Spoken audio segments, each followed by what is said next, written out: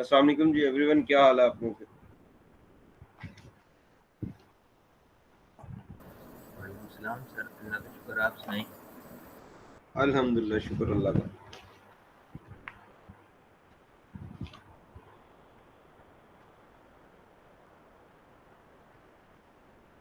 Be attentive, I'm gonna mark your attendance।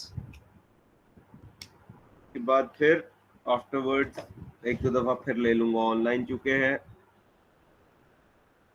आज है 04/10/21। फिर Usama Ali.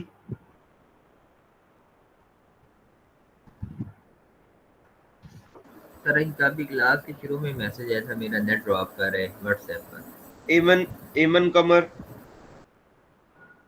Present, sir. Hiba Anwar. Present, sir.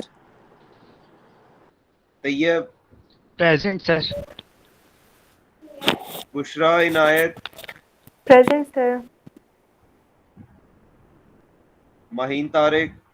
Present, sir. Laiba Masood. Present, sir. सिला Jameel. Present, sir. Taiba Iftikhar. Present, sir. Ayesha Aslam. Present, sir. Shehr Bano. Present, sir.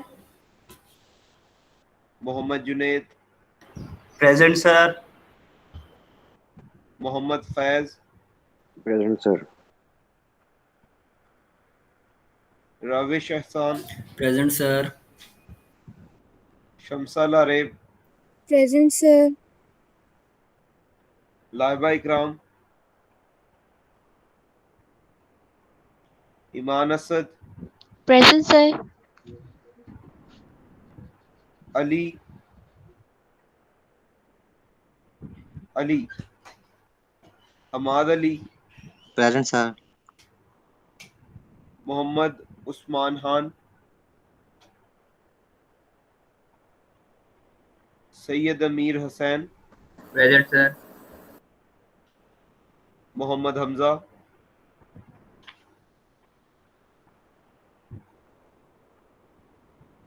फसी। Present, sir. Asifa Parveen. Present, sir. Javeria. Present, sir. Saifullah. Present, sir. Okay ji, अभी तक जिस जिस की एब्सेंट है उसको मैं रिपीट कर देता हूँ। उसामा अली। लाइबा इकराम। अली। मोहम्मद उस्मान खान। मोहम्मद हमजा। बस ये इनकी एब्सेंट लगी है अभी तक।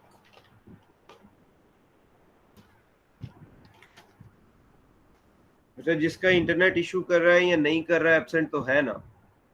ठीक है, तो absent mean absent, present mean present. अब तीसरा सेमेस्टर गुजर रहा है, अब तो इंटरनेट का पता हो जाना चाहिए कि कब इशू करता है, कब इशू नहीं करता। ओके जी, हम लोगों को आज हम लोग स्टार्ट करते हैं। ये notes I told you people, आप लोगों ने स्टडी करने हैं।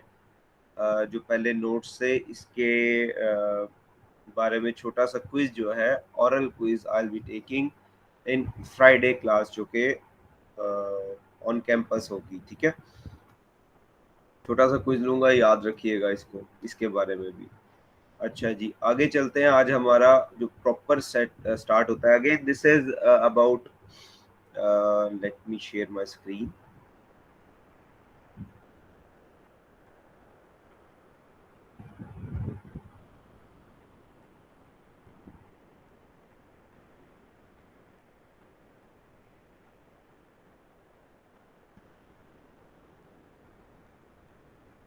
अच्छा, ये वाले जो नोट्स हैं, जो आप लोगों को मैंने लिंक शेयर किया हुआ है ऑलरेडी, उसमें टिल मिड के नाम से टिल मिड तक के नोट्स हैं। ये वही नोट्स हैं जो कि मैंने ऑलरेडी आप लोग को शेयर कर चुका, और हम लोगों ने पहली 2 क्लासेस में इसको डिस्कस भी कर लिया था। इसके ऊपर फ्राइडे को इंशाल्लाह छोटा सा ओरल क्विज होगा। या रिटर्न भी करवा सकता हूँ मैं, it all depends on the time and जो आपको मैंने असाइनमेंट दी हुई है वो भी, ठीक है। अच्छा, इसके बाद अगेन एक रिवीजन है। जी बोले सर, आपने इंट्रो वाला जो था वो बोला था कि उसका क्विज बेटा, होगा। बेटा ये वही है, वही है, इसमें ऐड किया हुआ है ताकि कुछ बच्चे फिर कुछ कहीं मिस हो जाता है, कुछ कहीं मिस हो जाता है, तो सारा एक ही उसमें हो, एक ही फाइल में हो। ये वही है जो इनिशियल 5 पेजेस है, ठीक है।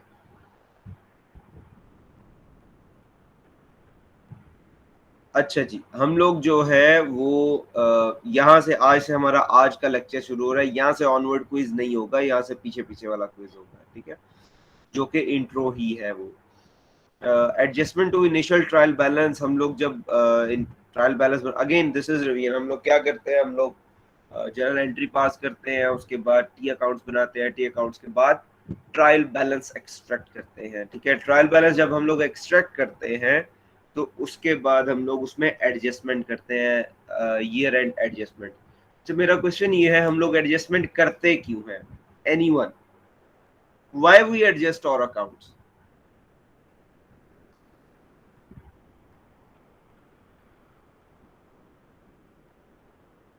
एनीवन?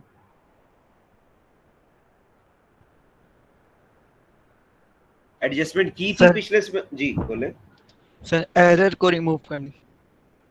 बेटा नहीं, एडजस्टमेंट्स एरर को रिमूव करने के लिए नहीं होती, वो एरर इटसेल्फ एरर होते हैं, उनको किया जाता है, क्योंकि हम लोग ट्रायल बैलेंस करेक्शन नहीं कर रहे, हम लोग एडजस्टमेंट्स कर रहे हैं। Anyone else? The prime purpose is not basically to remove error. अच्छा, एक जेनेरिकली लिया जाए, एक बड़े लेवल पे फिर कह सकते हैं कि एरर को रिमूव करने के लिए, ठीक है। वो कौन सा एरर है, चलो इस तरह बात करते हैं, कौन सा एरर है? अच्छा, इसका सिंपल सा आंसर ये होता है कि why we do adjustments, because of accruals basis of accounting. जो एक्रूअल्स बेसिस ऑफ अकाउंटिंग हमारी चलती है, और एक्रूअल्स बेसिस ऑफ अकाउंटिंग कहती है कि revenue should be recognised when earned and expenses should be recognised when incurred. तो बड़ी बड़ी ईयर एंड पे बहुत सारे ऐसे एक्सपेंसेस और रेवेन्यूज होंगे जो कि अर्न और इनकर तो हो गए होंगे लेकिन रिकॉर्ड नहीं हुए होंगे। So to record them we pass adjusting entries. अब उन एडजस्टिंग एंट्रीज में ये बेसिकली एंट्रीज होती हैं जिसको हम लोग एंटर करते हैं। क्लोजिंग इन्वेंट्री की एंट्री होती है, ये हम लोग पूरे का पूरा भी चैप्टर है जो आज हम लोग स्टार्ट करने लगे हैं।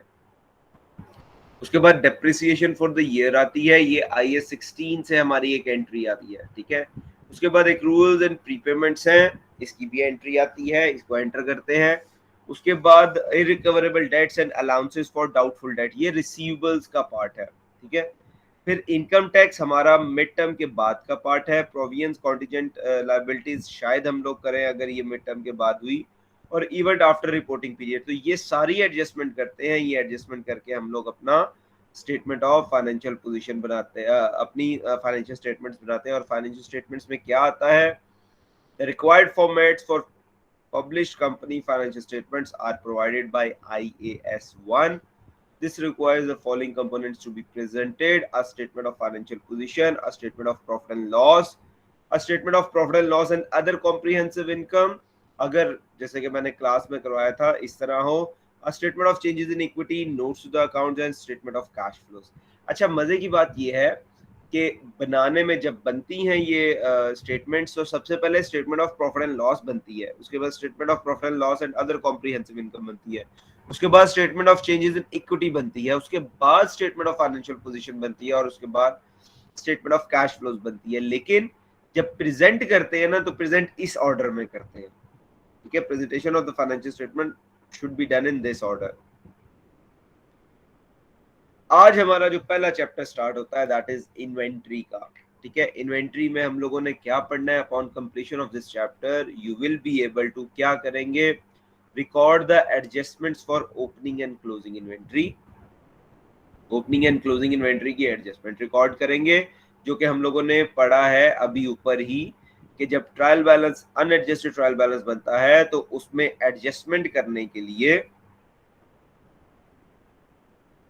तो उसमें एडजस्टमेंट करने के लिए हम लोग उसे एडजस्ट करते हैं, और एडजस्टमेंट में सबसे पहली जो एडजस्टमेंट है हमारी क्लोजिंग इन्वेंट्री की एडजस्टमेंट आ गई। चीजें वही होंगी जो आपने पढ़ी होंगी, मैं ये नहीं कहता गलत पढ़ी हुई है, थोड़ा सा उनका डिफिकल्टी लेवल इंक्रीज हो जाएगा। कैसे? जैसे कि आपने फाइनेंशियल अकाउंटिंग पढ़ी तो अब एडवांस फाइनेंशियल अकाउंटिंग आ गई, डिफिकल्टी लेवल थोड़ा सा इंक्रीज हो गया। इसी तरह चीजें वही होंगी, सिर्फ डिफिकल्टी लेवल इंक्रीज हो जाएगा। तो when will be finishing this chapter, we'll be able to record the adjustments for opening and closing inventory। हम लोगों को आ जाएगा कि ओपनिंग और क्लोजिंग इन्वेंट्री की एडजस्टमेंट कैसे पास करनी है। Apply the principles of inventory valuation in accordance with IS2। Remember when we are talking about international accounting standards, तो in this course, specifically course, we are not studying hard international accounting standards. हम लोग को international accounting standards पूरे के पूरे नहीं पढ़े, बस उनका इंट्रो ले रहे हैं। ठीक है, वो इंट्रो इसलिए ले रहे हैं क्योंकि आपकी जो बैक एंड की एजुकेशन है, फॉर एग्जांपल फाइनेंशियल अकाउंटिंग आपने पढ़ी, प्रिंसिपल्स ऑफ अकाउंटिंग पढ़ी, उसमें आपने इंट्रोडक्शन नहीं लिया इंटरनेशनल अकाउंटिंग स्टैंडर्ड्स का। That's why we are going through those international accounting standard के सिर्फ जो इंट्रोडक्शन है। Recognize the cost that should be included in the inventory, हम लोग करेंगे। रिमेंबर, मैंने शायद लास्ट टाइम कहा था, नहीं था कहा, कोई भी इंटरनेशनल अकाउंटिंग स्टैंडर्ड जो है वो दो चीजों पे एड्रेस करता है, एक मेजरमेंट इश्यूज, एक रिकग्निशन इश्यूज। ठीक है, मेजरमेंट और रिकग्निशन इश्यूज क्या होते हैं? रिकग्निशन इशू ये होता है कि आपने इन्वेंट्री को कैसे रिकग्नाइज, इन्वेंट्री को नहीं, किसी भी जिस टॉपिक के ऊपर भी वो आपका है इंटरनेशनल अकाउंटिंग स्टैंडर्ड है, वो आपको बताता है कि इसको कैसे रिकग्नाइज करना है। कैसे रिकग्नाइज करने का मतलब क्या है कि आपने इसे किस एलिमेंट में लेके जाना है, whether it will be asset, whether it will be liability, whether it will be equity, whether it will be revenues, or whether it will be expenses। and if it is asset or liability या equity, तो उसके भी फिर किस सब component में आएगा, whether it is non current asset, current asset, whether it is non current liability और current liability, ये सारी चीजें हमें एक इंटरनेशनल अकाउंटिंग स्टैंडर्ड बताता है अबाउट रिकग्निशन, कि रिकग्नाइज कैसे करना है। और मेजरमेंट में क्या बताता है वो हमें? मेजरमेंट में बताता है कि उसकी वैल्यू को मेजर कैसे करना है। फॉर एग्जांपल 1 लाख आएगी, 2 लाख आएगी, 3 लाख आएगी, ये इश्यूज कैसे हल होंगे? तो कोई भी इंटरनेशनल अकाउंटिंग स्टैंडर्ड जो है, IAS जो है या IFRS जो है, हमें दो इश्यूज पे एड्रेस करता है, एक रिकग्निशन और एक मेजरमेंट। उसके बाद हम लोग करेंगे calculate inventory cost using FIFO and FIFO methods. ये आप लोगों को पहले भी आता है, उसको दोबारा एक रिवीजन कर देंगे। बाय द वे, LIFO इसलिए नहीं आता फाइनेंशियल अकाउंटिंग की स्ट्रीम में, again I am telling you, financial account, cost accounting में अभी भी LIFO फॉलो होता है, फाइनेंशियल अकाउंटिंग की स्ट्रीम में LIFO इसलिए नहीं आता कि LIFO हैज बीन ऑब्सोलीटेड। LIFO अब 6, 7, 8 सालों से अप्लाई नहीं होता फॉर फाइनेंशियल रिपोर्टिंग पर्पसेस। ठीक है, उसके बाद understand and identify the impact of inventory valuation on the reported profits and assets, वो हम लोग देख लेंगे। अभी चलते हैं जी, हम लोग अपना प्रॉपर चैप्टर स्टार्ट करते हैं। इसमें करेंगे क्या? इन्वेंट्री में हम लोग वैल्यूएशन करेंगे IS2 के अकॉर्डिंगली, लोअर ऑफ कॉस्ट और NRV। इसमें फिर एडजस्टमेंट्स करेंगे, ओपनिंग और क्लोजिंग इन्वेंट्री की इंशाल्लाह हम लोग एडजस्टमेंट्स करेंगे। सर जी बोले। सर आप ये बुक से पढ़ा रहे हैं या नोट्स हैं? इस बात का मकसद मुझे नहीं समझ आया। सर बुक से पढ़ा रहे हैं या नोट्स हैं या स्लाइड्स हैं? सर ये पूछ रही हूँ। आपको नजर सर नहीं आ रही मेरी वो जो है स्क्रीन नहीं नजर आ रही? यस सर, नज़र आ रही है। अच्छा, फिर सर मैं लेट आई हूँ, समझ नहीं आई कि आप ये कहाँ से पढ़ा रहे हैं। तो बस जब तक अभी स्क्रीन नजर आ रही है तो स्क्रीन को देखती रहना। Okay sir. ठीक है, तो इसीलिए टाइमली आना बड़ा इंपॉर्टेंट होता है क्लास में, नहीं तो पूरी क्लास फिर समझ नहीं आती क्या चल रहा। ठीक है, सही है सर। Okay जी, inventory in the financial statements. Inventory is only recorded in the ledger accounts at the end of the accounting period. During the year, the relevant sales and purchases are recorded, but the increase and decrease in the inventory asset is ignored. So this is how basically अब हमारा चीज़ों को हम लोगों ने in detail, again I told you people कि हम लोगों ने ये चीज़ें पढ़ी हुई हैं लेकिन एडवांस लेवल पे नहीं पढ़ी, तो अब हम लोग और इन डेप्थ जाके चीज़ों को पढ़ेंगे। तो इन्वेंट्री जो है, इन्वेंट्री का रिकॉर्ड कब होता है? इन्वेंट्री का रिकॉर्ड सिर्फ और सिर्फ ईयर एंड पे जाके होता है, क्योंकि उसकी एडजस्टमेंट हम लोग करते हैं, ठीक है। और पूरे साल हम लोग सिर्फ सेल्स और परचेज की एंट्री डालते रहते हैं, सेल्स किया, परचेज किया।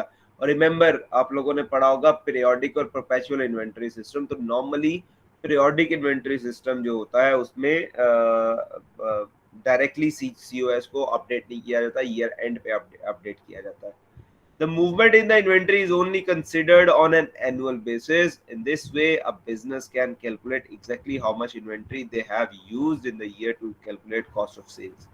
अच्छा, एक परफॉर्मेंस स्टेटमेंट जो हाफ स्टेटमेंट होगी उसकी इन्वेंट्री के लिए, जो ग्रॉस प्रॉफिट कैलकुलेट करने के लिए, अगेन ये statement of profit and loss का वो टेम्पलेट नहीं है, ये जस्ट उसने आपको आइडिया दिया कि रेवेन्यूज आते हैं, रेवेन्यूज में से कॉस्ट ऑफ सेल्स को हम लोग माइनस करते हैं। और कॉस्ट ऑफ सेल्स कैसे कैलकुलेट होती है? ओपनिंग इन्वेंट्री में परचेजेस ऐड करते हैं, क्लोजिंग इन्वेंट्री को माइनस करते हैं, and we get gross profit, ठीक है। इस पे छोटी सी इलिस्ट्रेशन करते हैं। अच्छा, ये तो समझ आ गई कि ये भाई कैसे होगा। ये जो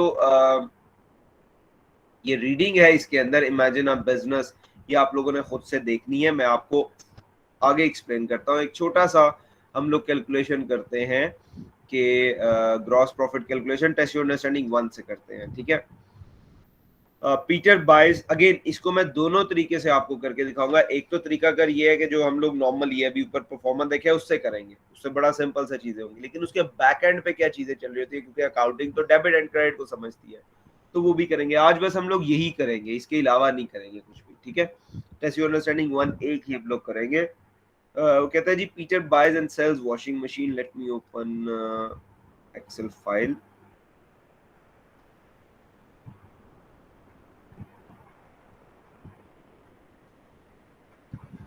is 04 10 50.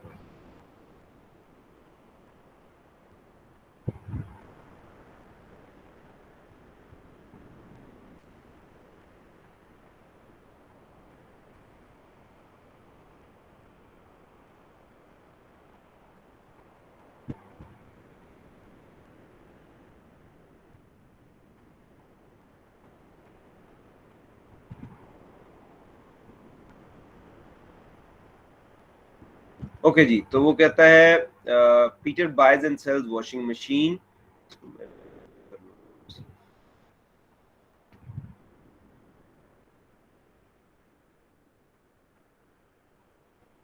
Peter buys and sells washing machine. He has been trading for many years. Many years का मतलब ये है कि उसके पास ओपनिंग इन्वेंट्री भी होगी। On 1st January 2007, his opening inventory is 30 washing machines, which cost 9,500. उसकी ओपनिंग इन्वेंट्री जो थी वो कितनी थी? वो 9,500 थी। He purchased 65 machines in the year amounting to 150,000, and on 31st December 2007 he has 25 washing machines left in the inventory.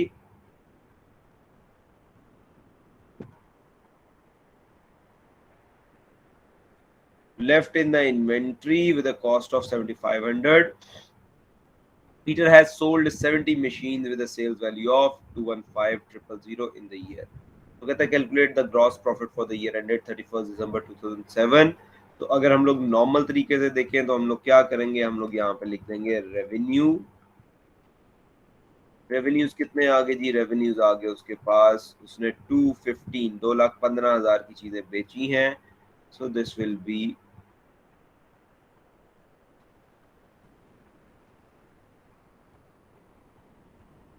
215। इसमें से हम लोगों ने क्या करना है? इसमें से हम लोगों ने लेस करना है कॉस्ट ऑफ सेल्स को। कॉस्ट ऑफ गुड्स सोल्ड या cost of sales, cost of sales is basically contemporary name जो आजकल यूज होता है। और ये कैसे बनेगी? अगेन, अगर हम लोग statement of profit and loss बना रहे हो according to international accounting standards, तो हम लोग सीधा यहाँ पे कॉस्ट ऑफ सेल्स की फिगर लिखते हैं और इसकी जो कैलकुलेशन है वो नोट्स में करते हैं। लेकिन यहाँ पे हम लोग उसके अकॉर्डिंगली परफॉर्मा नहीं बना रहे, statement of profit and loss नहीं बना रहे, सिर्फ ग्रॉस प्रॉफिट कैलकुलेट कर रहे हैं, तो we can calculate over here, हम लोग यहीं पे कैलकुलेट कर सकते हैं ओपनिंग इन्वेंट्री। मेरी ओपनिंग इन्वेंट्री कितनी थी? ओपनिंग इन्वेंट्री उसने कहा स्टार्ट पे थी 9500 की, सो आई राइट इट ओवर हियर 9500। फिर उसने परचेजेस की, तो परचेजेस ऐड हो जाएंगी ओपनिंग इन्वेंट्री में। परचेजेस की उसने 150,000 की, उसके बाद लेस क्या कर देना है? लेस कर देना है क्लोजिंग इन्वेंट्री को।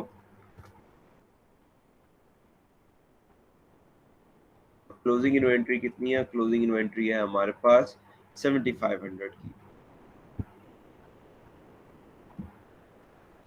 तो अगर इसको हम लोग आउटर कॉलम में लेके जाए तो ये बन जाता है हमारे पास 152,000, और अगर इसको हम लोग इसमें से माइनस कर दें तो यहाँ पे हमारे पास आ जाएगा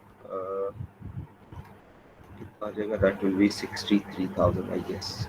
चेक कर लेते हैं, is equals to this minus this, enter किया तो ये हमारे पास 63,000 आ गया। ठीक है जी, लुक सिंपल कि ये तो स्ट्रेट आ गया 63,000 हमारे पास ग्रॉस प्रॉफिट आ गया। अब क्वेश्चन ये है कि हमारी जो अकाउंटिंग है ग्रॉस प्रॉफिट, हमारी जो अकाउंटिंग है वो तो डेबिट क्रेडिट को समझती नहीं है, ठीक है? वो तो सॉरी वो तो ये स्टेटमेंट फॉर्म को तो समझती नहीं है। ये स्टेटमेंट फॉर्म कब आती है? ये स्टेटमेंट फॉर्म तब आती है जब हम लोग इसको डेबिट क्रेडिट से लेके आ रहे होते हैं, ठीक है? तो इसके बैक एंड पे डेबिट क्रेडिट क्या होगा? तो डेबिट क्रेडिट में अब हम लोग इसी क्वेश्चन को डेबिट क्रेडिट में करते हैं, जो कि अकाउंट्स बनते हैं, क्योंकि हमें तो पता है कि अकाउंटिंग में सारे अकाउंट्स बनते हैं और अकाउंट से आगे फिर चीजें एक्सट्रैक्ट होती हैं, ठीक है? और अकाउंट से आके बेसिकली ट्रायल बैलेंस में आती है, और ट्रायल बैलेंस को देख के हम लोग बना रहे होते हैं स्टेटमेंट्स। तो ये जो स्टेटमेंट, ये छोटी सी स्टेटमेंट बनी, ये तो हम लोगों ने ट्रायल बैलेंस की तरफ से देख के बनाई होगी, जो कि ये भी फाइनल फिगर हमें ट्रायल बैलेंस में गिवन है, ये भी फिगर गिवन है, ये भी फिगर गिवन है, लेकिन इसके बैक एंड पे कैसे हो रहा है, अकाउंट्स में कैसे चीजें चल रही हैं, ठीक है? तो वो क्या होगा, एज वी स्टडीड, हम लोगों ने पढ़ा था कि यहाँ पे इसी चैप्टर के स्टार्ट में, मैं दोबारा आप लोगों को वो दिखा देता हूँ, हम लोगों ने ये पढ़ा था कि inventory is only recorded in the ledger accounts at the end of the accounting period. इसका मतलब सिर्फ इसकी ओपनिंग होगी और क्लोजिंग होगी, दैट्स व्हाई ये दो होंगी स्टार्ट और एंड ऑफ द ईयर पे, और इसके अलावा कोई नहीं होगा। और ड्यूरिंग द ईयर सिर्फ सेल्स एंड परचेज के रिकॉर्ड अपडेट होते हैं, ठीक है? तो वो कैसे होते हैं, लेट्स डू इट, अभी कर लेते हैं हम लोग। ऐसी अंडरस्टैंडिंग वापस पे जाते हैं, तो होगा क्या, यहाँ पे एक हमारे पास अकाउंट होगा, मैं अकाउंट बना लेता हूँ।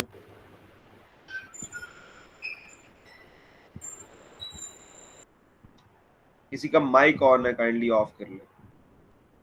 सर वो मैंने ये बताना था कि ये 152 नहीं है सर, ये 167 आ रहा है सर।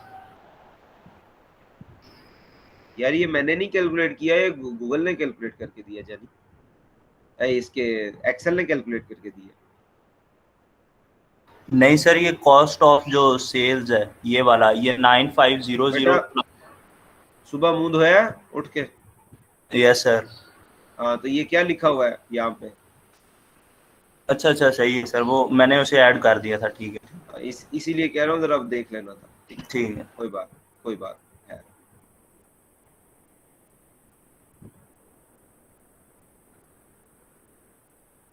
ओके जी, अपना माइक ऑफ कर लीजिएगा, आपका माइक ऑन है अभी।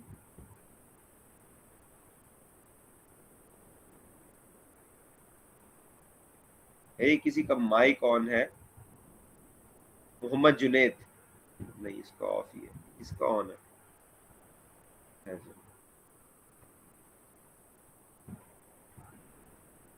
इसका भी on. Okay, so this is our account, जिसे हम लोगों ने कह दिया इन्वेंटरी अकाउंट।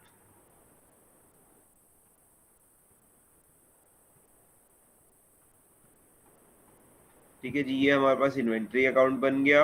अब हुआ क्या, उसने क्यों इन्वेंटरी अकाउंट बनाया? उसने कहा Peter buys and sells washing machine, he has been trading for many years. वो बहुत सारे सालों से काम करता रहता है, इसका मतलब है उसके पास ओपनिंग इन्वेंट्री होगी। तो ओपनिंग इन्वेंट्री है थी उसके बाद कितने की? 9500 की।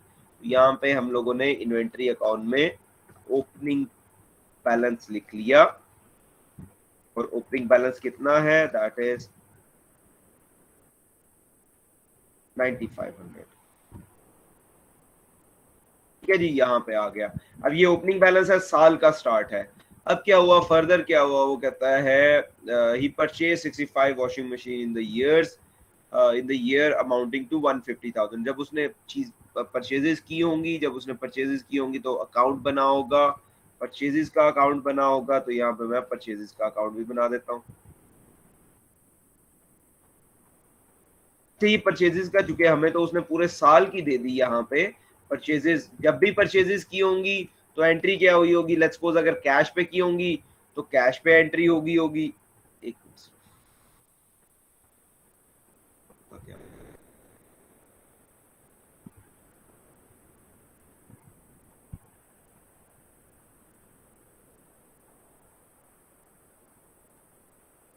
अच्छा, जब उसने कैश पे एंट्री परचेजेस की होंगी तो एंट्री होगी purchases account debit, cash credit. अगर उसने उधार पे चीजें परचेज की होंगी तो एंट्री हुई होगी परचेजेस अकाउंट डेबिट और पेएबल क्रेडिट। ठीक है, तो जो भी हुआ होगा उसने टोटल हमें बता दिया। दूसरी साइड उसने नहीं बताई, उसने कहा जी 150 की टोटल परचेजेस हुई थी, तो purchases account debit, let's suppose हम लोग इजी करते हैं, कैश अकाउंट से वो पे हुई होंगी। इट डजंट मीन कि ये कैश अकाउंट है, ये सिर्फ आपका डिटेल है। ठीक है, तो परचेजेस अकाउंट 150 से डेबिट हो गया, परचेजेस अकाउंट जो है वो 150 से डेबिट हो गया। अब आपको टी अकाउंट जो है वो फाइनेंशियल अकाउंटिंग में सीख के आने चाहिए थे। I will not be having time over here to teach you people T accounts in this course. ठीक है, किसी के रह गए हैं तो वो खुद से प्रैक्टिस कर ले। सो परचेजेस अकाउंट जो है वो 150 से हुआ है, क्योंकि हम लोगों ने कैश पे परचेजेस की थी 150 पे, ये पूरे साल में ऐसा हो गया। ठीक है, फिर वो कहता है ही परचेजेस 65 वॉशिंग मशीन 150 की खरीदी, and on 31 December 2007 he has 25 washing machines left in the inventory with a cost of 7500. Peter sold 70 machines with a sales value of 215. तो अब उसने पूरे साल में सेल्स भी की। जब सेल्स की तो हम लोग सेल्स का अकाउंट भी यहाँ पे बना देते हैं। Sales account, sales account credit side पे 215 की उसने सेल्स की, कैश पे की होंगी। अच्छा, again I am telling you people कि होता क्या है कि ये अकाउंट बनता है, ये इकट्ठी सेल्स नहीं की होंगी, एक मशीन एक दफा बेची, 4 मशीनें एक दफा बेची, तो डिफरेंट कर करके ये टोटल आया होगा यहाँ पे। ठीक है, अभी तक ईयर एंड पे ये हिसाब किताब था। अब हम लोग ईयर एंड पे खड़े हैं, अब हम लोगों ने क्लोजिंग इन्वेंट्री की एडजस्टमेंट्स करनी है। ठीक है, क्लोजिंग इन्वेंट्री की एडजस्टमेंट करनी है। वो एडजस्टमेंट कैसे होती हैं, वो एडजस्टमेंट इस तरह होती है कि हम लोग एक टेम्पररी सा अकाउंट बनाते हैं। उस टेम्पररी अकाउंट को क्या कहते हैं, उस टेम्पररी अकाउंट को कहते हैं कॉस्ट ऑफ सेल्स अकाउंट। ठीक है, एक टेम्पररी अकाउंट बनता है जिसे हम लोग क्या कहते हैं, कॉस्ट ऑफ सेल्स अकाउंट। जब वो अकाउंट बन जाता है तो उसमें हम लोग क्या करते हैं, उसमें हम लोग एंट्रीज करते हैं। और वो एंट्रीज कैसे होती हैं अभी करते हैं। सबसे पहले हम लोग क्या करेंगे, eight the year and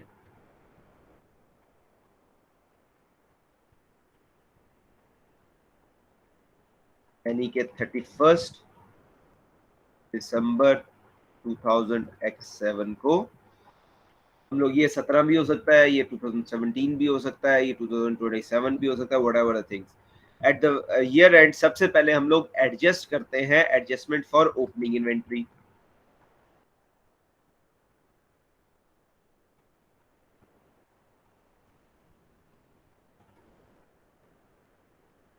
as we studied कि सिर्फ ईयर एंड पे जाके इन्वेंट्री को हम लोग देखते हैं। तो सबसे पहले हम लोग क्या करते हैं, हमारे पास जो इन्वेंट्री पड़ी होगी ओपनिंग इन्वेंट्री, उसको एडजस्ट करना है। तो हम लोग उसकी एक एंट्री क्या पास करते हैं, हम लोग उसकी एंट्री पास करते हैं cost of sales account debit.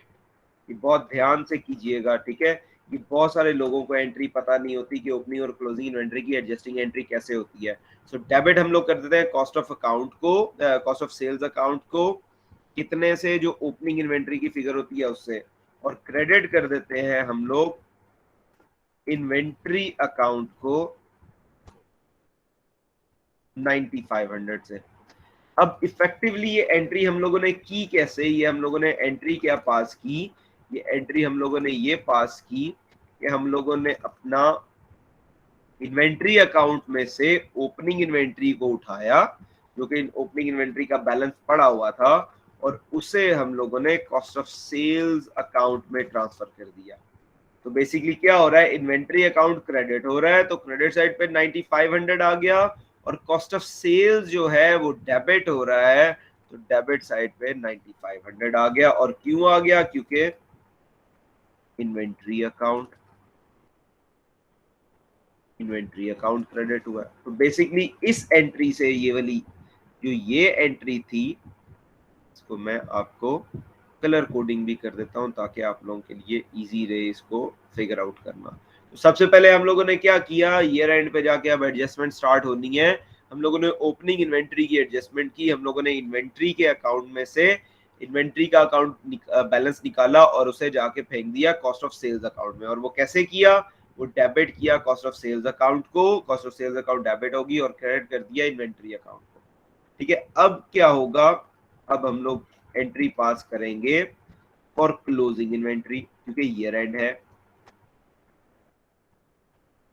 Closing inventory के लिए जब हम लोगों ने एंट्री पास करनी है, तो हम लोगों को सबसे पहले देखना है क्लोजिंग इन्वेंट्री है कितनी। अब क्लोजिंग इन्वेंट्री कैसे आएगी, क्लोजिंग इन्वेंट्री ऐसे आएगी कि साल के एंड पे आप जाके देखेंगे कि हमारी बाकी कितनी जो है इन्वेंट्री रह गई है, काउंट करेंगे इन्वेंट्री को।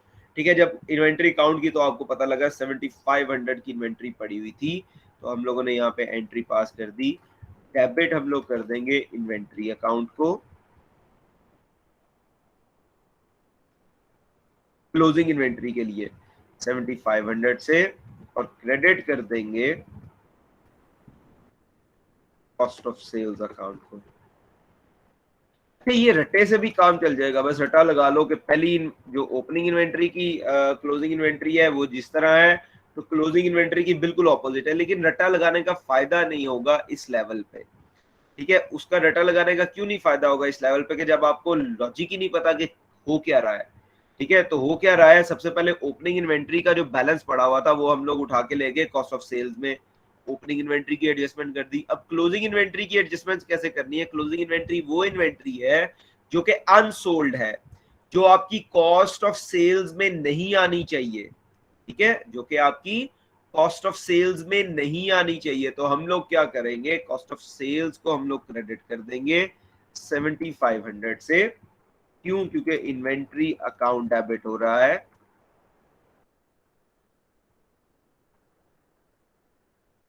और इन्वेंट्री अकाउंट को डेबिट कर देंगे 7500 से, क्योंकि cost of sales account credit हो रहा है। ये आपके पास वीडियो भी आ जाएगी, वीडियो लेक्चर भी आ जाएगा, इसको बार बार सुनिएगा, इंशाल्लाह आप लोगों को समझ आ जाएगी, क्योंकि इसको समझना है तो इसका काम बनना है। ठीक है, अदरवाइज समझ नहीं आनी। तो बेसिकली ये दो क्लोजिंग इन्वेंट्रीज की एडजस्टमेंट आ गई। अब हम लोगों ने एडजस्टमेंट कर दी। ठीक है, जब एडजस्टमेंट कर दी, अब क्या होगा, जो नेक्स्ट इससे चलेगा, अब हम लोगों ने क्लोजिंग की तरफ आना है। ठीक है, जो क्लोजिंग होती है, जब ईयर एंड पे कहते हैं ना क्लोजिंग करनी है, तो क्लोजिंग कैसे करते हैं, क्लोजिंग करते हैं आपके जितने भी एक्सपेंसेस और रेवेन्यूज के अकाउंट होते हैं उनको प्रॉफिट एंड लॉस अकाउंट में क्लोज करते हैं, और जितने भी आपके एसेट अकाउंट, लायबिलिटी अकाउंट और इक्विटी अकाउंट होते हैं उनको कैरी फॉरवर्ड किया जाता है। ठीक है, तो सबसे पहले हम लोग परचेजेज अकाउंट को क्लोज करते हैं जी। परचेजेज अकाउंट हमारा एक्सपेंस अकाउंट होता है। ठीक है, परचेजेज अकाउंट हमारा बाय नेचर कौन सा अकाउंट होता है, बाय नेचर हमारा एक्सपेंस अकाउंट होता है।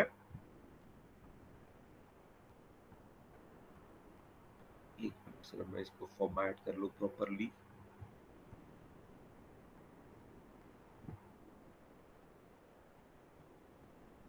अच्छा, परचेजेज अकाउंट क्वेश्चन आया, परचेजेज अकाउंट क्लोज कहां पे होगा, तो परचेजेज अकाउंट एक्सपेंस अकाउंट है। एज आई टोल्ड यू कि एक्सपेंस अकाउंट हमेशा प्रॉफिट एंड लॉस में क्लोज होते हैं, और रेवेन्यू अकाउंट्स भी प्रॉफिट एंड लॉस में क्लोज होते हैं, वो क्लोज हो जाते हैं फॉर द ईयर एंडेड। ठीक है, अब परचेजेज अकाउंट जो है वो डायरेक्टली प्रॉफिट एंड लॉस में क्लोज नहीं होता, वो पहले जो है कॉस्ट ऑफ सेल्स या cost of goods sold account में क्लोज होता है। तो इसकी क्लोजिंग इन्वेंट्री क्या होगी, एंट्री क्या होगी, हम लोग 150 से परचेजेज अकाउंट को क्रेडिट कर देंगे, और कॉस्ट ऑफ सेल्स अकाउंट को डेबिट कर देंगे। हम लोगों ने किया क्या, हम लोगों ने यहाँ पे, पहले मैं इसको एंट्री कर दूं फिर आप लोगों को समझ आ जाएगी। परचेजेज अकाउंट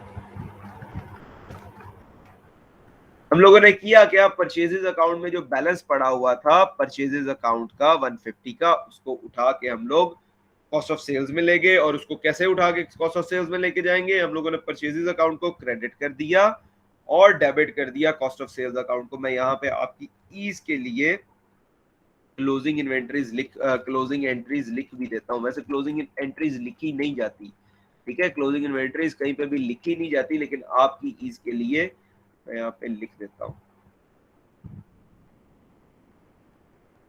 जी, पहली हम लोगों ने जो क्लोजिंग एंट्री की वो क्या की, हम लोगों ने कॉस्ट ऑफ सेल्स अकाउंट को कर दिया डेबिट,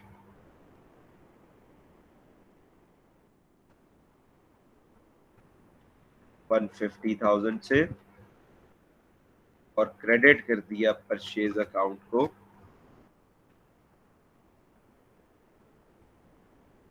$150,000। और इसको भी मैं कलर कोडिंग दे देता हूं ताकि आप लोगों के लिए इजी रह जाए इसको समझना, कौन कौन सी चीज कहां कहां से आ रही है।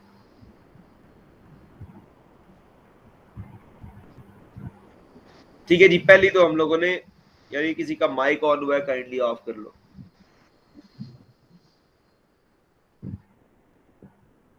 अच्छा, पहली तो हमारे पास आ गई ये क्लोजिंग इन्वेंट्री। तो अब क्या हुआ, अब हमारी परचेजेस अकाउंट क्लोज हो गया, ठीक है। अब इन्वेंट्री अकाउंट को भी कैरी फॉरवर्ड कर लेते हैं। ये एसेट अकाउंट है तो ये कैरी फॉरवर्ड होगा, ठीक है। सो इसको कैरी फॉरवर्ड करते हैं।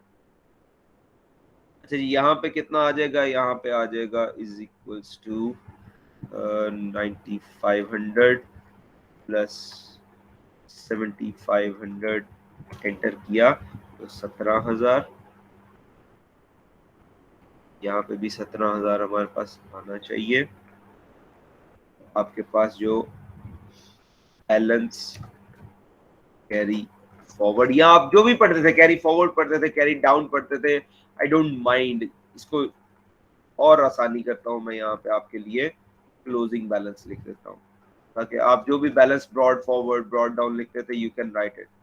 क्लोजिंग बैलेंस कितना आ जाएगा, क्लोजिंग बैलेंस विल बी 7500। तो ये आपके पास क्लोजिंग बैलेंस आ जाएगा इन्वेंट्री का, जो आपके ट्रायल बैलेंस में, एडजस्टेड ट्रायल बैलेंस में शो होगा, ठीक है। अच्छा, ये भी हमारे पास हम लोग ले गए, इसको आगे कैरी फॉरवर्ड ले गए। परचेजेस भी हमारे पास क्लोज होगी कॉस्ट ऑफ सेल्स में। अब अल्टीमेटली हम लोगों ने क्या बनाना है, अब हम लोगों ने बनाना है अपना profit and loss account. Again वही ग्रॉस प्रॉफिट निकालना है हम लोगों ने। तो हम लोगों ने एक ग्रॉस प्रॉफिट निकाला था इस तरीके से, सीधा सीधा स्ट्रेट फॉरवर्ड, ठीक है। लेकिन उसके बैक एंड पे क्या वर्किंग चल रही थी, उसके बैक एंड पे कैसे अकाउंटेंट्स वर्किंग करते हैं, वो हमें नहीं था पता। तो वो इंशाल्लाह अब हम लोगों ने कर लिया। इसको भी करते हैं,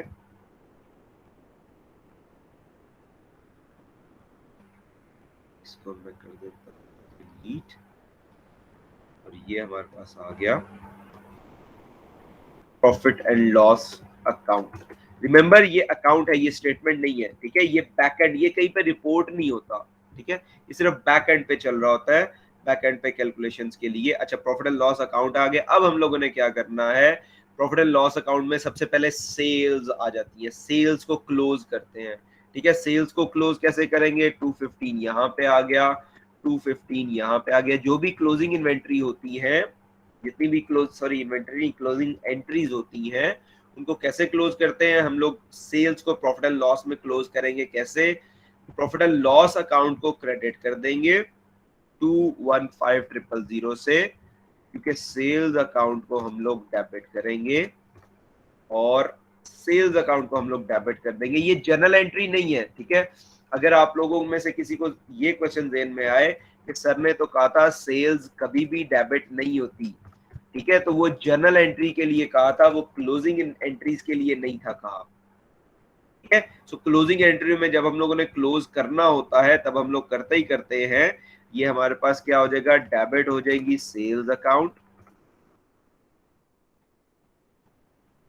सेल्स अकाउंट डेबिट, क्योंकि क्लोजिंग के लिए कर रहे हैं, रिमेंबर। और क्रेडिट हम लोगों ने कर दिया किसको? क्रेडिट हम लोगों ने कर दिया प्रॉफिट एंड लॉस अकाउंट को। Again I am telling you people के क्लोजिंग एंट्रीज को लिखते कहीं नहीं है, मैं सिर्फ आपकी ईज के लिए लिख रहा हूं ताकि आप लोगों को आइडिया हो कि हो क्या रहा है और कहां से कौन सी वाली पोस्टिंग हुई है। ठीक है, इसको मैं कर देता हूं ये वाला।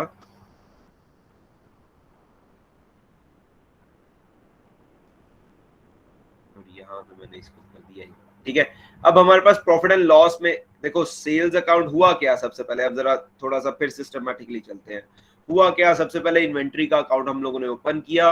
अब ड्यूरिंग द ईयर परचेजेज हुई, हम लोगों ने जर्नल एंट्री से रिकॉर्ड कर ली। सेल्स हुई, हम लोगों ने जर्नल एंट्री से रिकॉर्ड कर ली। ईयर एंड पे हम लोगों ने इन्वेंट्री को काउंट किया, इन्वेंट्री कितनी थी, तो हम लोगों ने क्लोजिंग इन्वेंट्री की भी एंट्री पास कर ली और ओपनिंग इन्वेंट्री को हम लोग उठा के कॉस्ट ऑफ सेल्स में ले गए। ठीक है, और क्लोजिंग इन्वेंट्री को कॉस्ट ऑफ सेल्स में से उठा के वापस इन्वेंट्री अकाउंट में ले आए। अब हम लोग क्लोजिंग के प्रोसेस की तरफ गए। सबसे पहले इन्वेंट्री के अकाउंट को हम लोगों ने बैलेंस कैरी फॉरवर्ड करना है, क्योंकि ये बैलेंस फिर नेक्स्ट ईयर में ओपनिंग बैलेंस हो जाएगा। परचेजेज अकाउंट क्योंकि एक्सपेंस अकाउंट है, ये क्लोज हो जाता है, ये कैरी फॉरवर्ड नहीं होता, तो इसको क्लोज किधर करना होता है, इसको ये purchases account cost of sales account में क्लोज हो जाता है, तो उसको हम लोगों ने कॉस्ट ऑफ सेल्स अकाउंट में क्लोज कर दिया।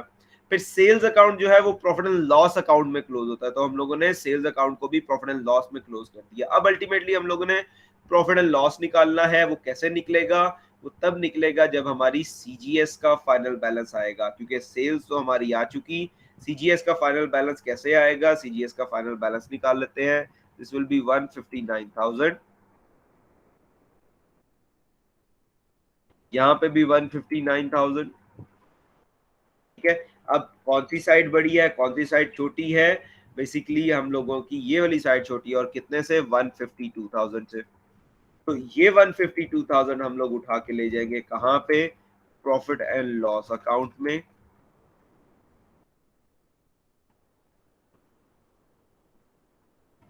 तो कॉस्ट ऑफ सेल्स अकाउंट को हम लोगों ने क्रेडिट कर दिया और प्रॉफिट एंड लॉस अकाउंट को हम लोग डेबिट कर देंगे 152,000 से। क्यों? क्योंकि cost of sales account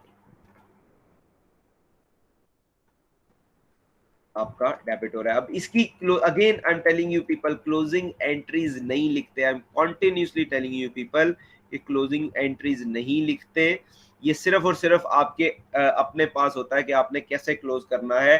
cost of sales ultimately profit and loss में क्लोज होनी है, तो कॉस्ट ऑफ सेल्स अकाउंट को क्रेडिट कर दो कि इसका नॉर्मली बैलेंस डेबिट होता है, और प्रॉफिट एंड लॉस में जाके इसको चार्ज कर दो। लेकिन फॉर यू पीपल, ताकि आप लोगों को याद रह सके, मैं यहाँ पे इसको लिख रहा हूं for your ease. Profit and loss account will be debited कितने से? 152,000 से, एंड क्रेडिट कर दिया इसको कॉस्ट ऑफ सेल्स अकाउंट को 152,000। अच्छा, closing inventory sorry closing entries में हमेशा उल्टा एंट्री होती है, जैसे हम लोग उसमें करते थे।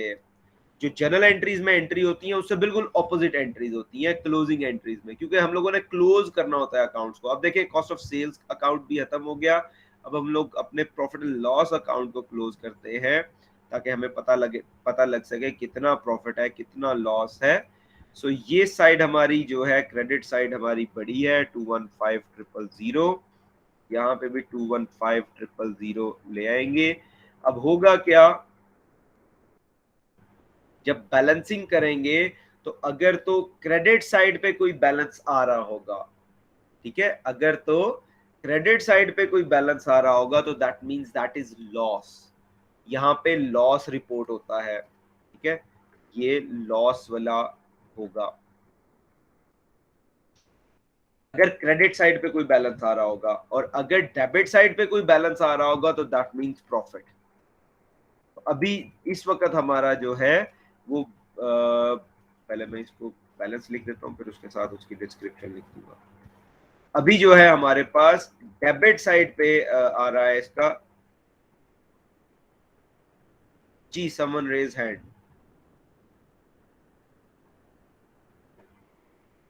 जी लाइबा, सर गलती से हो गया। अच्छा कोई बात नहीं, आइंदा गलती ना करना, ये मजाक कर रहा हूँ।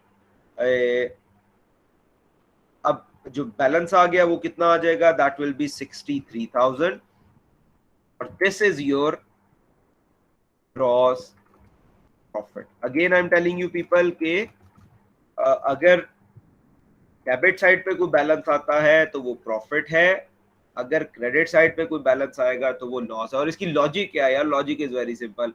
आपकी सेल्स क्रेडिट साइड पे आ रही है, प्रॉफिट एंड लॉस अकाउंट में आपके एक्सपेंसेस डेबिट साइड पे आ रहे हैं, तो इसका मतलब है कि अगर कोई बैलेंस क्रेडिट साइड पे आ रहा है तो वो हमारी सेल्स कम है, एक्सपेंसेस ज्यादा है। तो जब सेल्स कम हो, एक्सपेंसेस ज्यादा हो, तो फिर क्या होता है, फिर अल्टीमेटली हमारा जो है वो लॉस आता है। और जब सेल ज्यादा हो, एक्सपेंसेस कम हो, तो डेफिनेटली प्रॉफिट आता है। और ये प्रॉफिट वही है जो हम लोगों ने यहाँ पे कैलकुलेट किया। I know this will be difficult for you people, I know that, but again this is advanced accounting level, तो advanced accounting level है तो उसमें फिर एडवांस चीजें ही होंगी ना, पता लगेगा कैसे कैसे। इस वीडियो को आप लोगों को बार बार देखना होगा, ठीक है। इसको अगर नहीं समझ आ रही, इस लेक्चर को बार बार सुनना पड़ेगा। ये जितनी भी मैंने चीजें बोली हैं ये नीचे यहीं पे लिखी हुई है। एक स्टूडेंट ने क्वेश्चन पूछा था कि सर ये नोट से पढ़ा रहे हैं या बुक से पढ़ा रहे हैं या स्लाइड से पढ़ा रहे हैं। तो स्लाइड से तो मैं नहीं पढ़ाता, ये बुक के ही एक्सट्रैक्ट किए हुए नोट्स हैं। नोट्स नहीं है, समझ लो बुक के एक्सट्रैक्ट किए हुए चैप्टर्स हैं कि आप लोगों के लिए इजी हो rather than having whole book. अब देखो मिड से पहले ये कुछ 76 पेजेस है, इसमें एक दो चैप्टर मैं और ऐड कराऊंगा आप लोगों को लेटर ऑन अगर जरूरत पड़ी। ये टोटल 76 पेजेस है, ये बुक के एक्सट्रैक्ट किए हुए वो चैप्टर्स हैं जो हम लोगों ने करने हैं, ठीक है। इसी तरह मिड के बाद कुछ एक्सट्रैक्ट किए हुए पेजेस होंगे। तो मेरे पास बुक्स भी पड़ी हुई हैं, इफ यू वांट बुक्स तो मेरे से फुल बुक ले लो, ठीक है। लेकिन बुक लेके again this time this era is knowledge management का दौर है, ठीक है। वो ये दौर नहीं है कि आप बड़ी बड़ी बुक्स प्रिंट करके अपने लाइब्रेरी में रखी हुई हैं। You have all the soft copies in your head, ठीक है। ये वही चीजें हैं जो मैंने अभी आपको बताई हैं। जब इन्वेंट्री ब्रॉड फॉरवर्ड होती है, यहाँ पे भी लिखा हुआ है, आप लोगों ने इसको पढ़ के करना हुआ तो पढ़ के कर लेना, लेक्चर सुनना हुआ तो लेक्चर दोबारा से सुन लेना। डेबिट हो रहा है opening inventory in cost of sales और क्रेडिट हो रही है इन्वेंट्री एसेट्स। मैंने आपको ऑलरेडी इसको पास कर दिया। अब क्लोजिंग इन्वेंट्री में हम लोग डेबिट कर देते हैं इन्वेंट्री एसेट्स को और क्रेडिट कर देते हैं कॉस्ट ऑफ सेल्स को, ठीक है। ये उसने इलिस्ट्रेशन भी दी है वही पीटर वाली एग्जाम्पल की, ठीक है, सारी की सारी। ये भी आप देख सकते हैं, जो मैंने किया है उसी तरह से उसने आपको करके दिया है, मैंने आपको सॉल्व करके दे दिया। और what you can do test your understanding 2, ठीक है। Test your understanding 2 you can do it by yourself, बल्कि this is your assignment as well, ठीक है। आपकी असाइनमेंट है फॉर फ्राइडे, ठीक है। फ्राइडे को बाकी जो आपने एक असाइनमेंट करनी है वो तो सिंपल सी है, उसके साथ ये अंडरस्टैंडिंग भी आपने करके आनी है, ठीक है जी। यहां तक हमारा आज का लेक्चर। टेस्ट योर अंडरस्टैंडिंग 3 भी आप कर सकते हैं, ठीक है। वैल्यूएशन ऑफ इन्वेंट्री हम लोग इंशाल्लाह स्टार्ट करेंगे नेक्स्ट वीक में, ठीक है। नेक्स्ट वीक में नहीं, जो हमारा फ्राइडे को होगा वैल्यूएशन ऑफ इन्वेंट्री हम लोग स्टार्ट करेंगे फ्राइडे को। क्यों मैं अभी आगे नहीं करवा रहा, इसलिए नहीं करा रहा कि टेस्ट योर अंडरस्टैंडिंग 2 और test your understanding 3 you can do it by yourself, ठीक है। तो आप इसको प्रैक्टिस करो, जो क्वेश्चन मैंने कराया उसकी प्रैक्टिस करो। Even you can practice another question, यहाँ पे 3 क्वेश्चंस की आप प्रैक्टिस कर सकते हैं। जहाँ पे इलिस्ट्रेशन 1 थी, इलिस्ट्रेशन 1 से पहले भी था। यहाँ पे at the beginning of the financial year business has 1500 of inventory left over from the proceeding accounting period during the year they purchase additional इतने की चीजें परचेज की एंड मेक सेल्स टोटलिंग इतने की at the year end there are 300 goods left that have been unsold. तो जो मैंने ये सारी टेस्ट योर अंडरस्टैंडिंग 1 की है, you can do this question as well by yourself, ठीक है, थ्रू दैट अकाउंट्स। तो आप वो भी कर सकते हैं अपनी अंडरस्टैंडिंग के लिए। तो अब आपके पास आपकी अंडरस्टैंडिंग के लिए 3 क्वेश्चंस हो गए जो कि आप लोगों ने करने हैं, ठीक है। एक हो गया ग्रॉस प्रॉफिट कैलकुलेशन का, खुद से कर लेना ये। दूसरा हो गया